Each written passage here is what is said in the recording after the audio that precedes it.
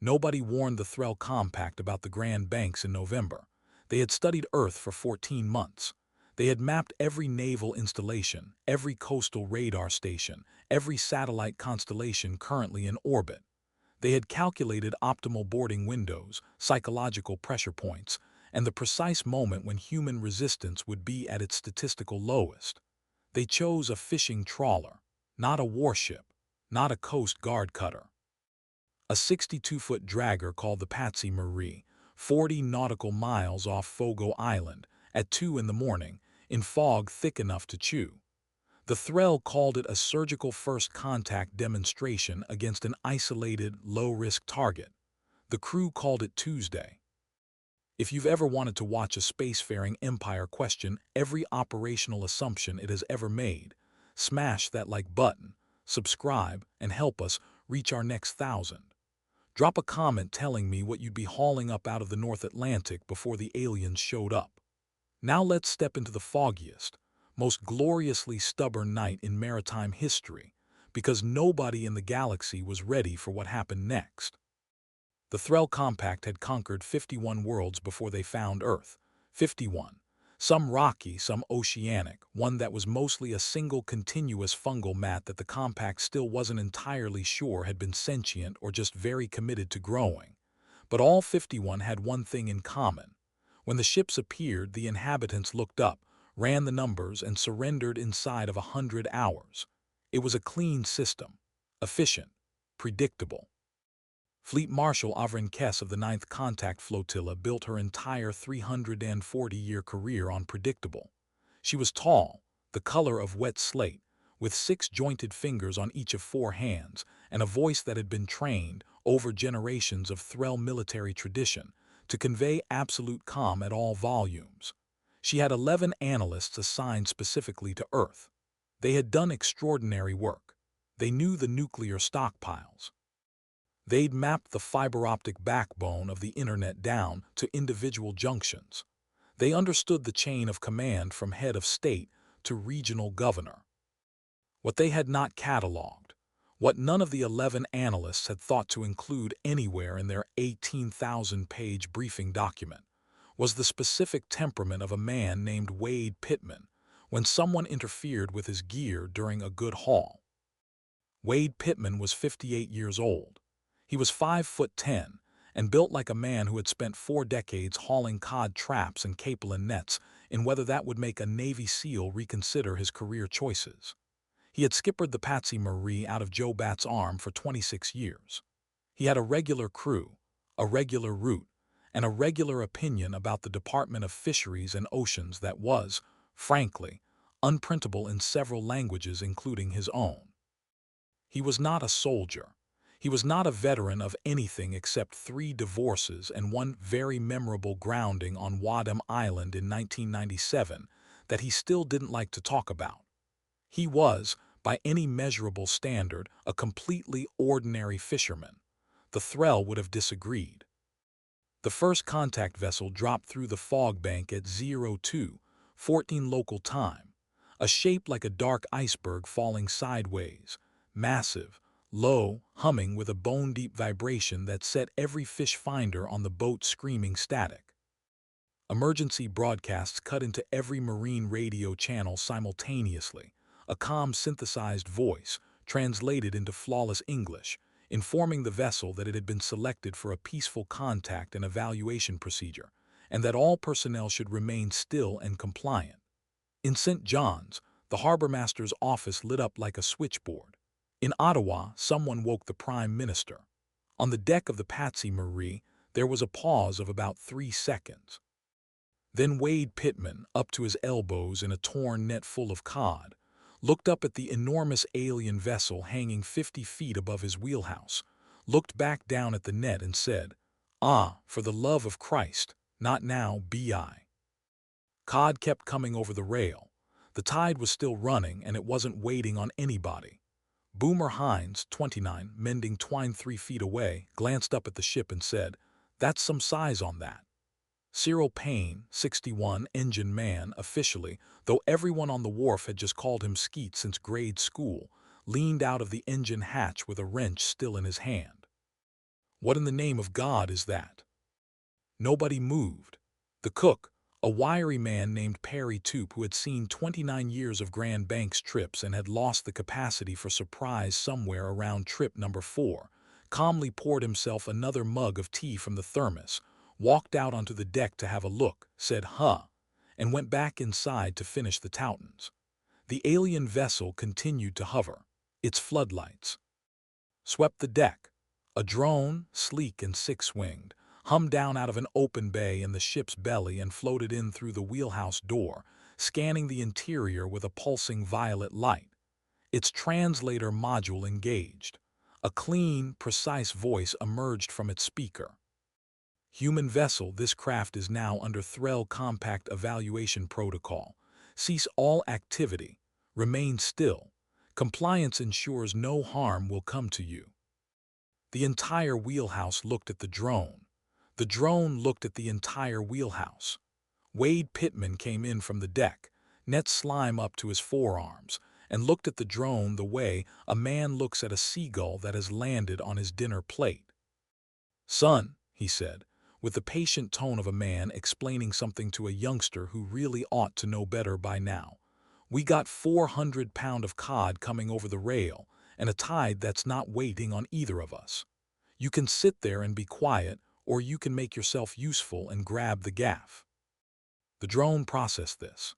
Its translation matrix flagged several phrases as culturally ambiguous and several more as, according to its internal logging, not corresponding to any known threat response category at all. It decided to wait. That decision would later be studied at the Threll Strategic Academy as one of the most consequential tactical pauses in compact history, because while the drone waited, Boomer Hines quietly picked up the VHF radio and keyed the mic. "Patsy Marie to anyone on 16, we got company, and I don't mean the Coast Guard." By 02:40, the situation off the Grand Banks had stopped resembling anything in the Threll First Contact manual.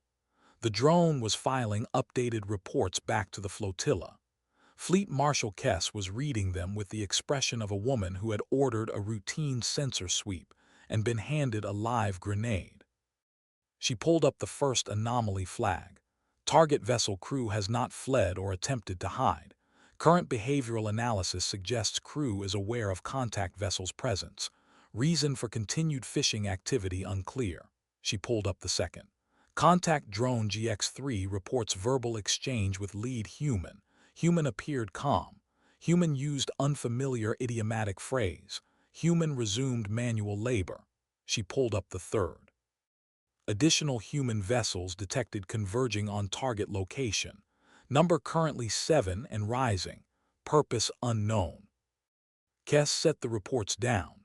She looked at her second-in-command, a narrow, unflappable Threll officer named Cyril who had survived 19 contact operations and still managed to look perpetually unbothered. "Cyril, why aren't they afraid?" A pause, then a careful answer. "Our intelligence suggests this region has a historical relationship with hardship, Fleet Marshal, isolation, resource scarcity, several centuries of extreme weather and economic collapse. The population may have developed an elevated threshold for perceived threats." They radioed for backup. "Yes, Fleet Marshal." "To fish." "Unclear, Fleet Marshal. The additional vessels appear to be arriving with fishing equipment." Kess breathed slowly through both sets of nasal ridges. "Deploy a boarding team. Establish a physical presence aboard the vessel. Make clear that we are the dominant force here. No casualties." "Understood, just presence." The boarding team beamed down at 02:55. There were 6 of them, full atmospheric gear, energy shielding, sidearms that could vaporize a shipping container. They materialized on the Patsy Marie's deck with the disciplined precision of soldiers who had done this on a dozen different worlds. What they found was not panic. What they found was Wade Pittman standing at the rail with 5 other captains who had run their boats in from Joe Batt's Arm, Tilting, and Little Seldom, all of whom had apparently decided that if aliens were going to interrupt a good haul, They were going to do it knowing exactly what everybody around here thought of the interruption. Leading them was a broad, deliberate officer named Threx. He activated his translator and announced, "Humans, this vessel is under compact jurisdiction. Stand down." Wade looked at him. "This is my boat, buddy. I've had her 26 years. She's under my jurisdiction. We possess overwhelming technological superiority." "I don't doubt it. Doesn't change whose wheelhouse you're standing in." Threx had a protocol for this. Escalating deterrence, first a warning tone, then a light pulse, then a low-yield stun burst calibrated to be uncomfortable but non-lethal. It had never failed on any of the 51 worlds.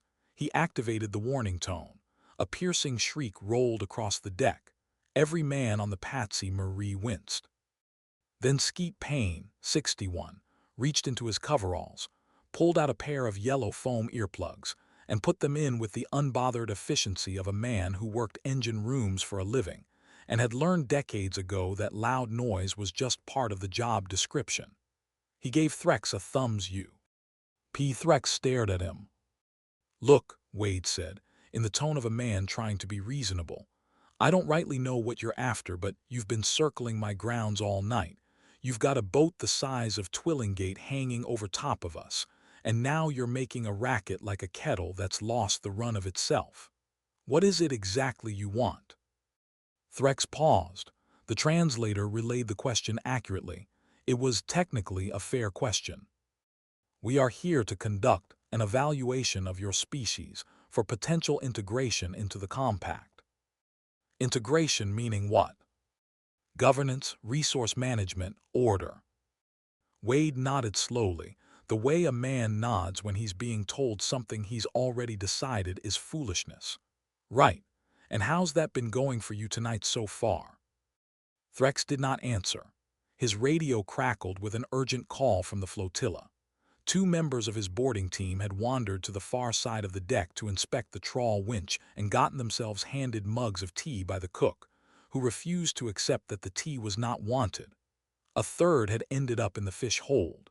He was helping Boomer sort capelin from cod, on the grounds, as Boomer had put it, that if you're standing there, you might as well make yourself of some use. The fourth was involved in a situation the reporting officer described only as "unclear, sir," but he appears to be losing an argument about the price of diesel. 6 soldiers had come down with him. Suddenly he felt like he needed more. Meanwhile, aboard the Patsy Marie, something far more consequential was happening. Boomer Hines had his handheld radio out and was talking to half of Notre Dame Bay in fast, clipped shorthand.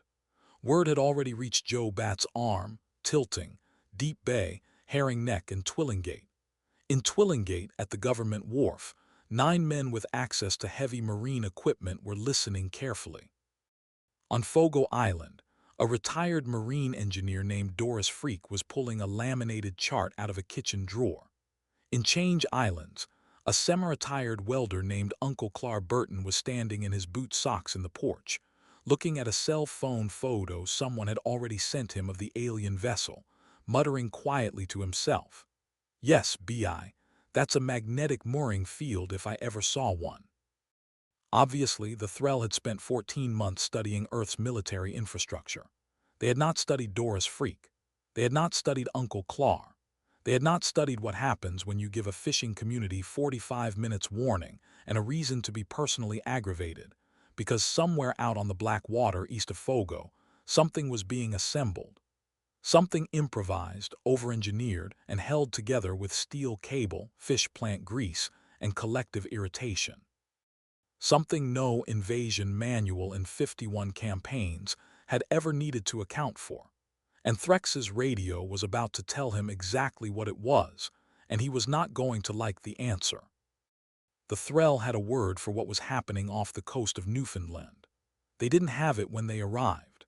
They developed it over the course of approximately 2 hours, and it translated, roughly, as the specific chaos that occurs when you underestimate something that does not know it is supposed to be afraid. It was not in any of their dictionaries yet. Sarah wrote it down in the margin of her tactical notepad because she had a feeling it was going to come up again. By 03:30, the boarding operation had fully dissolved, not militarily. The 6 Threll soldiers were still standing, still armed, still shielded. Nobody had been hurt. But dissolved was the only word for what had happened to their operational coherence, because the 6-person team that Kess had sent to establish presence on the Patsy Marie was now scattered across 3 vessels in varying states of confused stillness. And the situation reports coming back to the flagship were the strangest documents in Threll military history. Soldier Van had established a static position beside the trawl winch. He was maintaining it. Nobody was trying to move him. However, Boomer Hines went right on working around him, occasionally handing him fish to hold for a second BI, which Van, for reasons he would later be unable to fully explain in his after-action report, kept doing. Soldier Ket had attempted to secure the fish hold. The first man he encountered, a deckhand named Trent Genge, who was 19 years old and had never once in his life been told to stand down by anything and immediately complied, said, "Nah, you're grand, just don't step in the guts," and went back to work. Soldier Oren had lost his sidearm not to combat, not to any confrontation at all. A teenage boy who had come out on his uncle's speedboat to see what the commotion was about walked past without breaking stride, picked it up off the rail where Oren had set it down while trying to answer a question about diesel prices, and puttered off into the fog. By the time Oren noticed, the boy was gone. The sidearm was recovered 40 minutes later, floating in a plastic milk crate tied to a lobster buoy 200 meters off the Patsy Marie's stern, with a laminated index card zip-tied to it that read in marker, "Found this. It's probably yours. BI, was that loaded?" Kess read that report twice. They returned it. "Yes, Fleet Marshal." With a note. Cyril considered this carefully. "It's possible they didn't want it, Fleet Marshal. It's also possible they wanted us to know they could have kept it." Kess thought about that for a moment. It was worse. The second option was significantly worse. Meanwhile, at the Twillingate government wharf, Uncle Clar had finished his phone calls and was now coordinating something that defied easy categorization. 4 fishing draggers, 2 long liners, and a welding rig borrowed from the fish plant, whose foreman had asked no questions because Clar had explained the situation in about 20 seconds flat and the foreman had only said, "I take it BI." A spool of half-inch steel trawl cable that normally spent its life dragging cod traps off the bottom of Notre Dame Bay. 2 retired ship's engineers, too, who had shown up because word travels fast on an island with 400 people, and they'd nothing better to do on a foggy Tuesday night. Doris Freak stood in the middle of it all with her laminated chart. On her face was the specific expression people who knew Doris recognized instantly. The look she got when a problem was exactly the right size to be interesting. "Now look here," Doris said for the 4th time to the small crowd assembled around her. "It's not complicated. Any vessel that big holding station over open water isn't doing it with propellers alone in this chop. That's a stabilized mooring field. Gravitic, magnetic, something along those lines. It's anchored to a fixed point relative to the seabed or the hull of a vessel underneath it.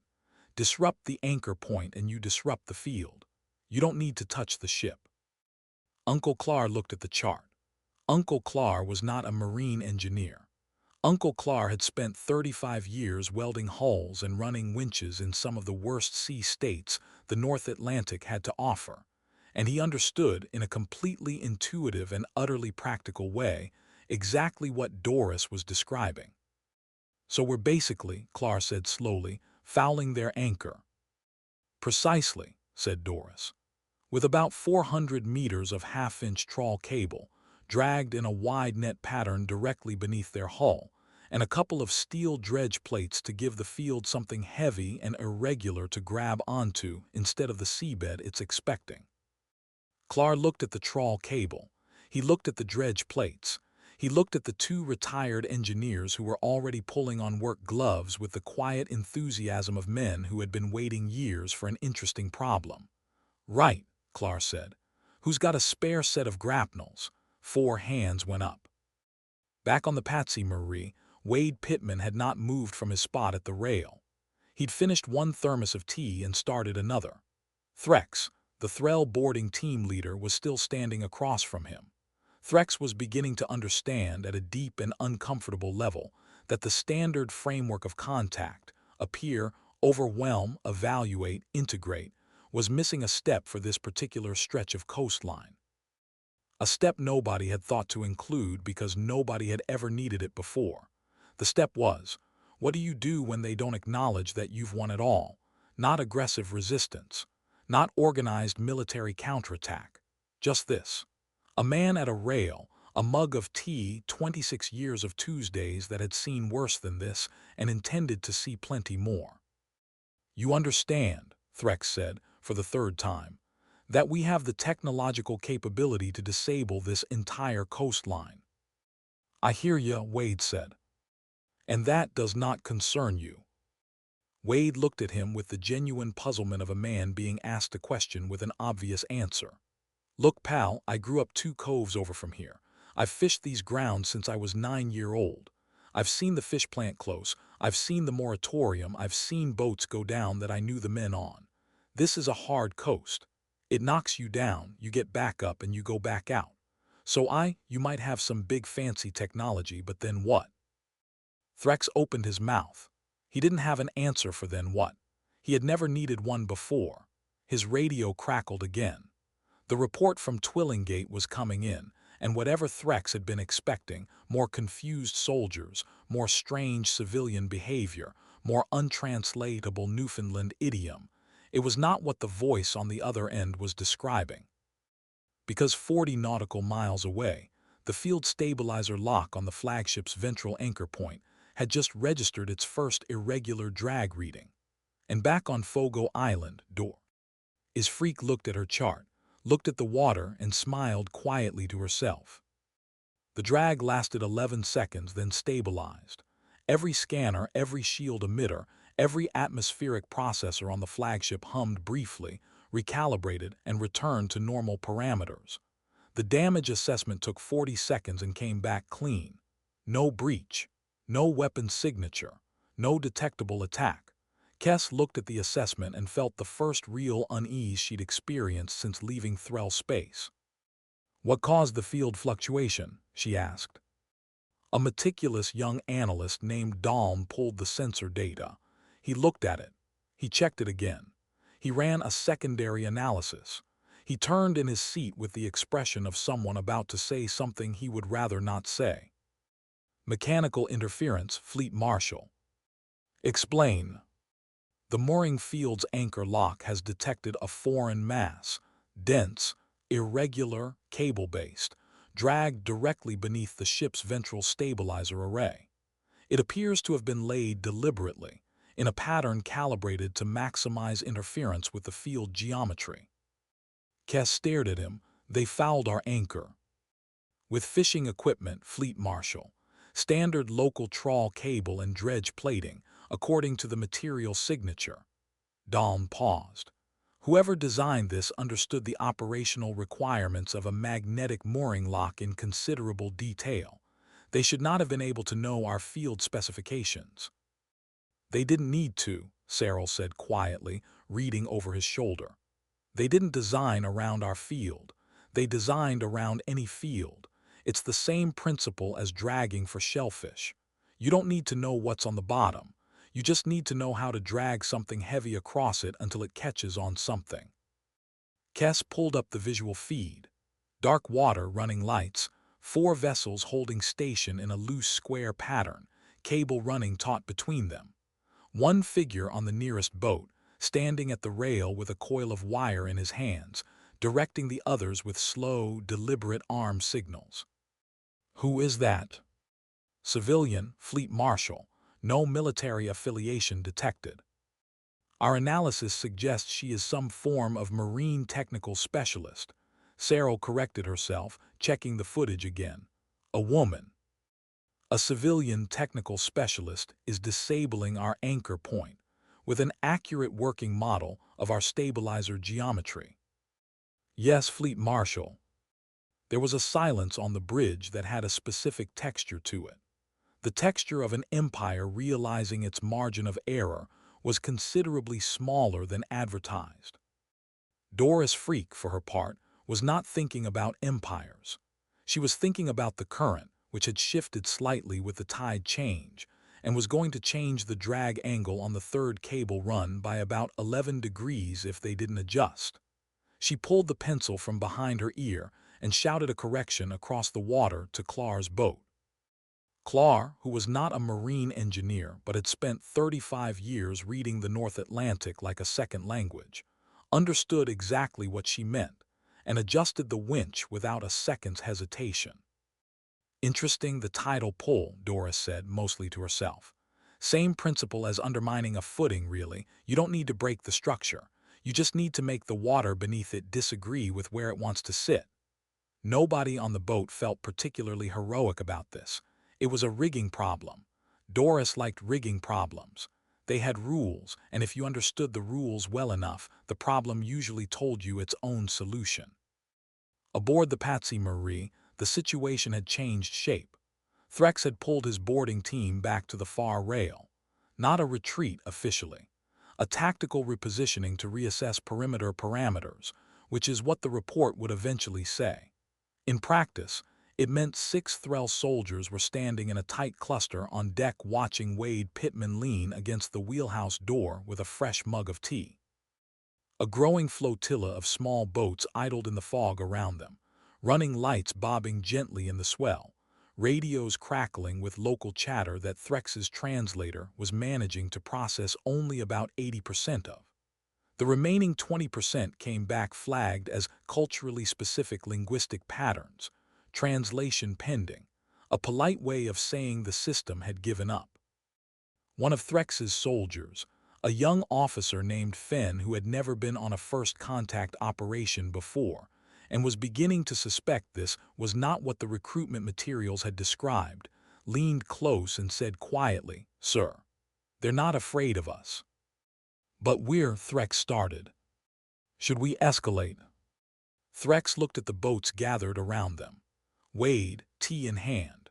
Perry the cook, who had brought out a second thermos and was now pouring for anyone within reach, alien or otherwise, on the grounds that nobody should be standing around cold at 3 in the morning, that's just poor manners.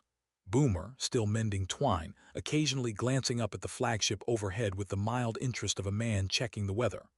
Beyond them, through the fog, more running lights arriving by the minute, more small boats, more people who had come out onto the water instead of staying safely on shore. A gathering that was not armed, not aggressive, not threatening, just absolutely, immovably present. Threx had been trained to escalate against resistance. This was not resistance. He didn't have a word for what it was. "No," he said, "we don't escalate." He didn't fully know why he said it, but some part of his 300 years of accumulated Thrall cultural inheritance was telling him, with quiet insistence, that escalating against this particular group of people in this particular situation would not produce the desired result, that it would produce some other result entirely, that the man with the mug of tea had asked, "Then what?" and the question had not been rhetorical. The radio crackled. Another report, this one from the flagship itself. The mooring field had begun to drift, slowly, degree by degree, as the tangled cable dragged the anchor lock further and further off its intended geometry. Not dramatic, not dangerous yet, but a measurable list in the ship's stabilization envelope, and Kess gripped the edge of her command console. "Get that ship stable," she said. "Now." Fleet Marshal, mid-cycle recalibration during active field lock is. "I know the risk, do it." The engines on the flagship screamed to a higher pitch. The hum that had settled over the whole coastline for the last hour deepened into something that rattled loose gear on every deck within 2 miles. On the Patsy Marie, coffee mugs shivered against the wheelhouse counter. Out on Clar's boat, Doris Freak looked up at the horizon as the enormous vessel shifted position overhead, its running lights swinging in a slow arc against the fog. Doris said. Clar looked at her. "What?" "That worked faster than I expected." Clar looked at the ship repositioning itself against the black sky. Did we just? We moved them, Doris said simply. They're not damaged, just relocated. But now their field's got to re-anchor from scratch, and it can't do that mid-storm with this current running. They'll need to recalculate their whole mooring geometry. She paused, doing a quick mental calculation, checking the tide tables against the wind. Call it 3 hours, maybe 4. Clar pulled out his phone. He had a lot of calls left to make. Because if Doris Freak and 4 boats and half a mile of trawl cable had bought 3 hours, the question was what the rest of Notre Dame Bay was going to do with 3 hours. And Wade Pittman, leaning against the wheelhouse of the Patsy Marie with his mug of tea, watching a fleet of alien warships struggle to hold position over the Grand Banks, was already thinking about exactly that.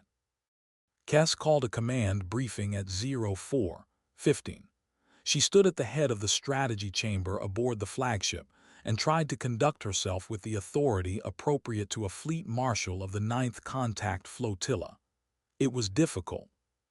The status board behind her showed a ship forced to relocate, 1 boarding team functionally absorbed into local labor, 4 anomaly flags still active, and a civilian marine technician who had been upgraded by the automated threat assessment system from non-combatant to active strategic concern.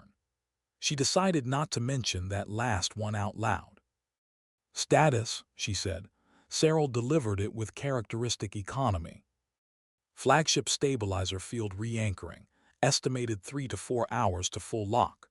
Boarding team maintaining position aboard target vessel, no forward progress, no escalation. Civilian vessels continuing to gather. Current count is 19 and rising.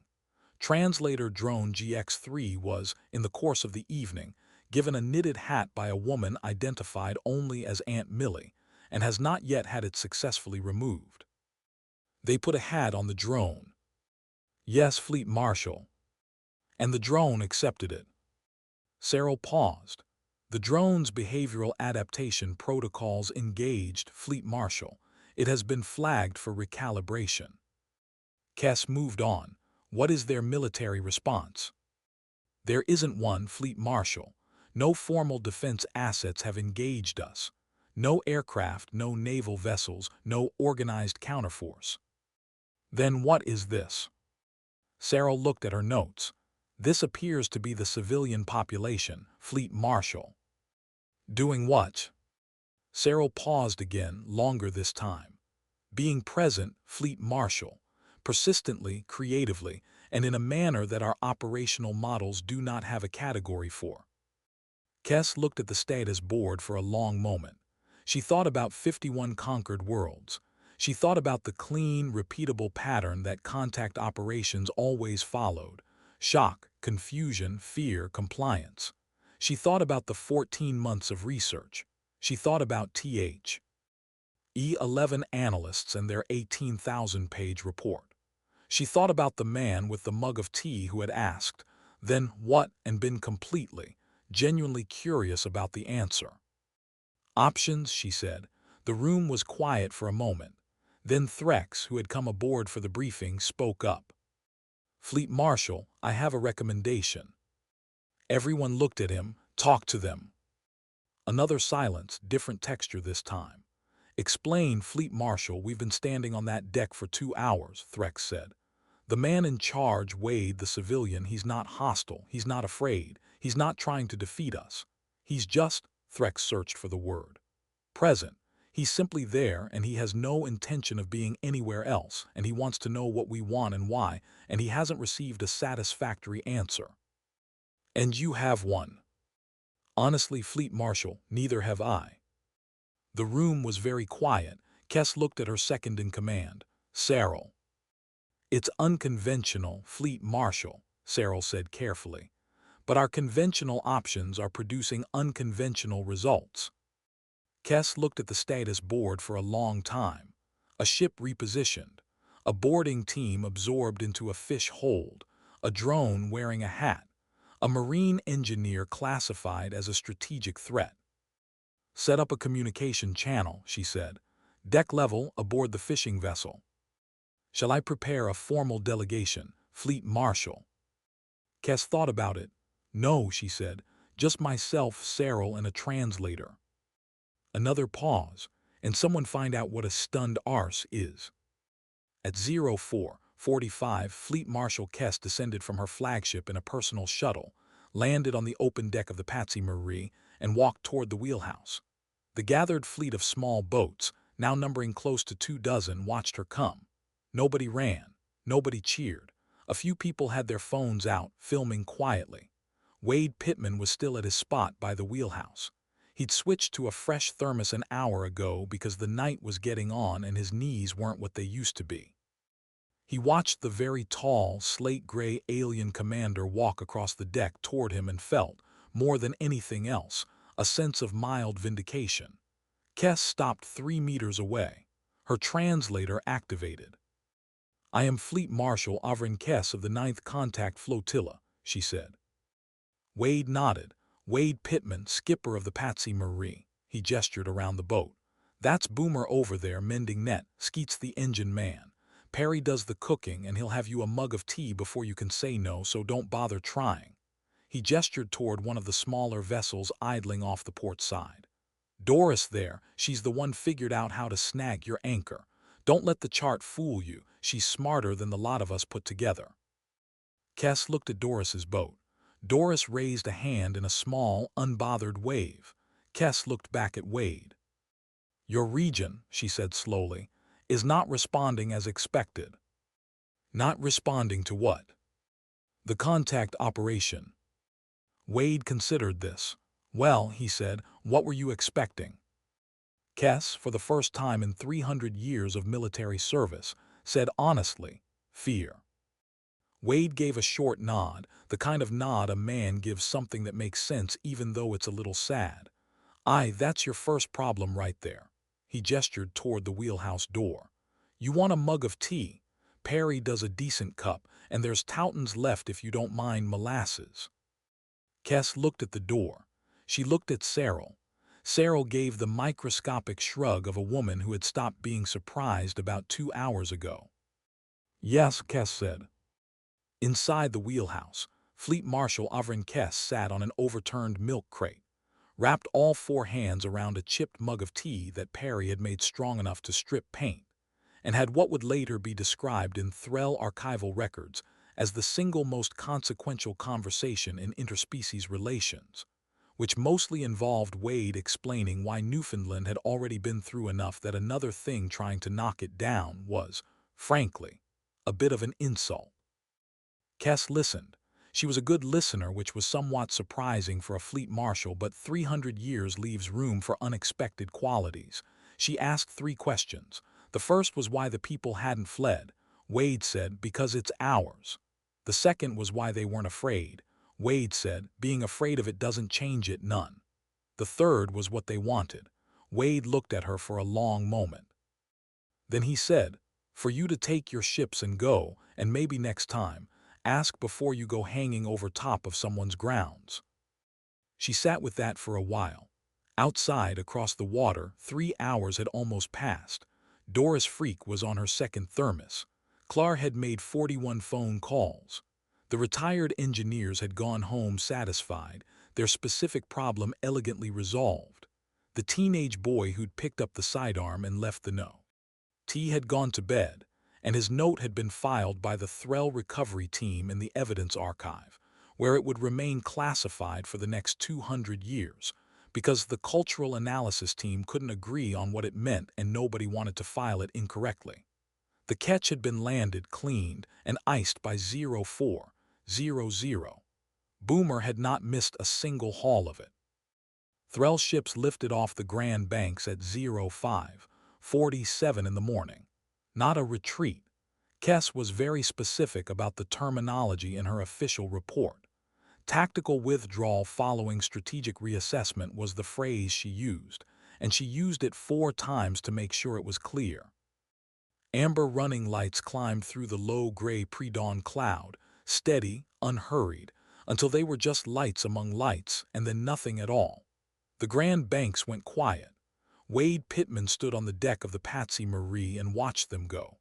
Boomer came out and stood beside him, hands jammed in his jacket pockets against the chill. Skeet was there too, and Perry, who had finally packed away the thermos, and a handful of others from the surrounding boats who had spent the night in various states of stubborn, patient presence. Nobody said anything for a moment.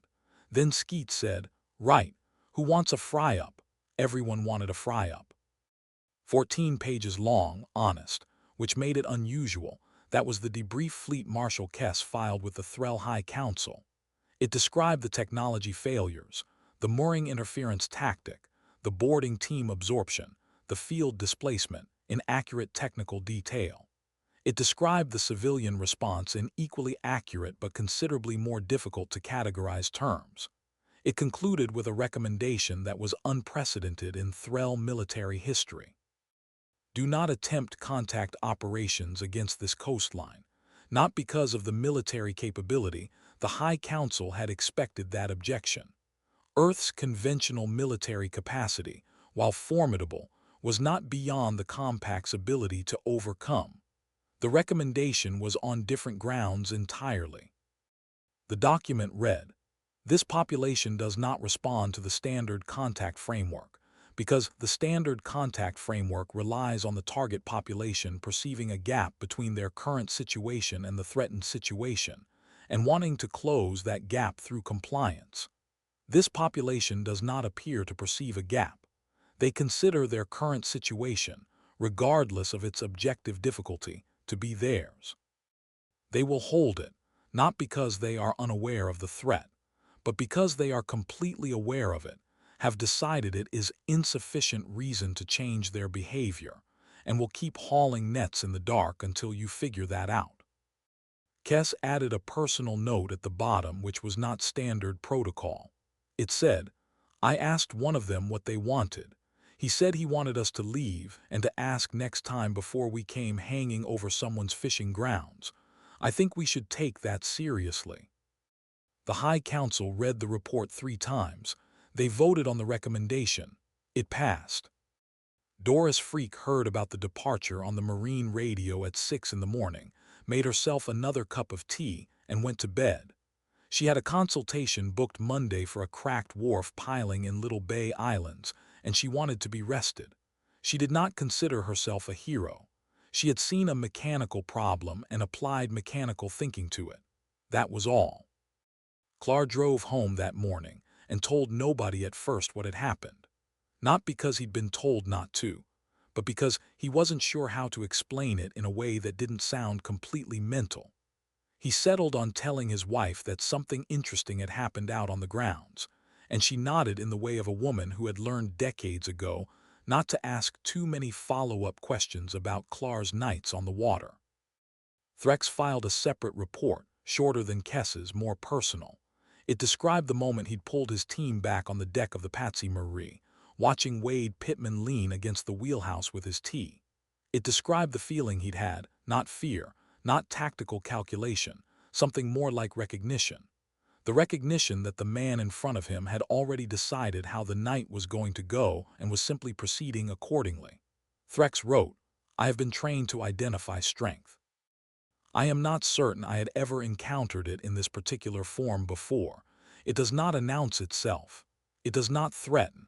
It simply continues, expects you to understand why, and is mildly put out when you don't."